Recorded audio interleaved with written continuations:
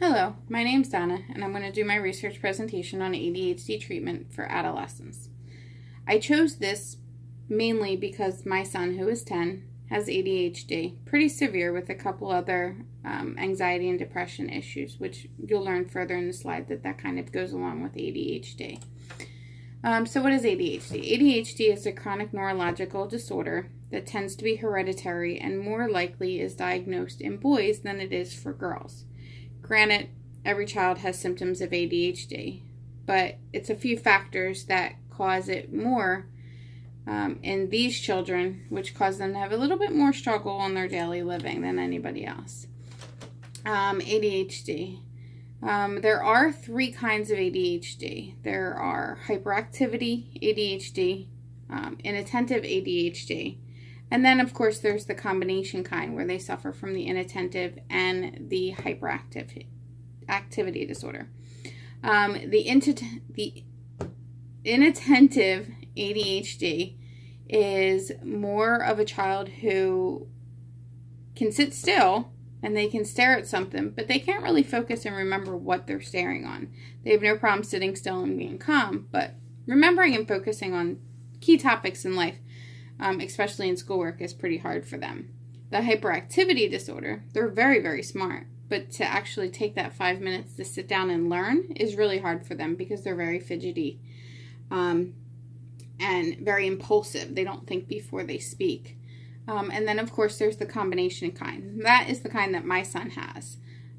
He is very hyper, constantly on the move, can't sit still, speaks before he thinks. These are all characteristics of ADHD. So how do we get diagnosed? There's a couple different scales that the doctors use along with the psychiatrist to diagnose ADHD. My son was diagnosed at the age of 4. We do all these scales every year to make sure that he technically still has ADHD, which he definitely does. There's the Vanderbilt scale. That's more of their inattentiveness, their hyperactivity, their impulses, their given tasks. Do they think before they answer the question, or do they just answer it? And then there's also the Connor scale. That's more of their emotions, how they feel about themselves, how they feel about others, because that can sometimes play a role in ADHD as well, how you feel about yourself with negativity issues. And of course, there's the behavioral checklist. That's a checklist that goes home to parents and teachers and guardians and anybody else that thinks they have a lot of interaction with the child to kind of determine how they feel the child is. Do they sit? Do they still? Do they focus? Do they comprehend what they're learning? Do they remember it? Stuff like that. So characteristics of ADHD, like we talked about, there's always the hyperactivity disorder. There's the impulsiveness. There's the inability to focus. I know with my son, he can't multitask. If I tell him to pick up his shoes, throw the clothes down the laundry, get his book bag and stand by the door, he'll put his shoes down and stand by the door and totally forget the other two that were in there. It's definitely one-step questions. Hey, go get your shoes. All right, let's get our book bag. So that's a big thing with children with ADHD is the focus. They don't have organizational skills. They can't organize their day. You know, they'll know what they have to do all day, but when it comes time, totally forget what they had to do. That's kind of a thing with them. And they also do have poor decision-making skills. And I think that's more because they don't stop and think about, you know, if I choose this decision, where's that going to get me in life? Or where's that going to get me in the next 5 minutes? So a lot of times they tend to definitely do poor decision-making skills. So let's talk about some treatments. There's medication, there's stimulants, which is your Adderall, your Ritalin, Concerta, your Focalin. They can go both long-acting and short-acting, lasting all day. I know my son has a high metabolism, so he actually takes both the stimulant and the non-stimulant to kind of get him through the day.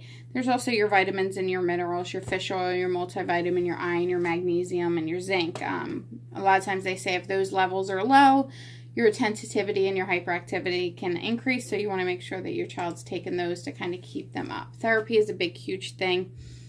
We do both therapies with my son. We do behavioral therapy, which will teach the child how to behave and teach them how to deal with situations and respond to different situations that they're put in, and learn to think before you act. And the parental therapy part of it is basically the parents learning how to communicate, how to handle stressful situations with these children, because children with ADHD, you can't honestly just correct them and treat them the same as you can another child, even though we try to, but you have to be very consistent and very on point with these, with children with ADHD. They need to know what the cause and effect of their actions are. Lifestyle changes that we went through in my house, and again, it's, a proven fact, is diet. No preservatives. We don't do juices. We don't do additive sugars. We do pretty clean food. No extra sugar. We do have a high fiber, high protein, complex carb diet that tends to help, the body metabolize everything better and not be so wound up. Sleep. We make sure we go to bed at 9:30. We wake up at 7. His body's on a very strict sleep schedule to make sure that he gets the adequate amount of sleep. Activity. After doing my research, it says that, a child who does 30 minutes of activity a day tends to think better. My child needs 30 hours of activity during the day. He is constantly on the go. He cannot sit down and play Fortnite or sit down and play a game more than 20 minutes. And I'm okay with that. Activity is great. We definitely try to keep everybody busy. This is a funny thing I seen on here that I just kind of wanted to include. It says, I wish I could sleep, but my stupid ADHD kicks in. And well, basically, 1 sheep, 2 sheep, cow, turtle, duck, oh, McDonald had a farm. Hey, Macarena. They can never figure out what they want to do in life. So self-esteem is really important. You want to make sure that they stay positive. Engage your child in all their positive behaviors, praising them. Hey, you did a good job. Even if it's simple as, hey, you tied your shoes good, or hey, you way to make your bed, or hey, way to go to bed on time last night. Making sure that they keep that positive energy in them, because with children with ADHD, they tend to feel very negative about themselves, very stupid about themselves. Like I had said earlier in the presentation, a lot of children with ADHD not only have ADHD, they also struggle with behavioral problems, anxiety, depression. My son is diagnosed with anxiety, depression, and obsessive compulsive disorder. They're very on point, type A, need to know here, need to know there. So I did learn a lot doing my research paper with ADHD, and that not every child is diagnosed at the appropriate age. Some too late, some too early. Not all children take the same treatment options. They do different treatments, and everything works different for every child. We've luckily found some of the treatment options that work best for my son, and hopefully anybody else is able to research and find out what works best for their child as well. And then this one I like because it says, sometimes I drive my mom crazy, but I know she's crazy about me. As hard as it can be in life, with a child with ADHD and treating them and making sure they get everything the best. You love them no matter what, and that's the most important thing that they know, because it is a struggle, but hopefully one day we'll get it there. Thanks, and have a good day, everybody.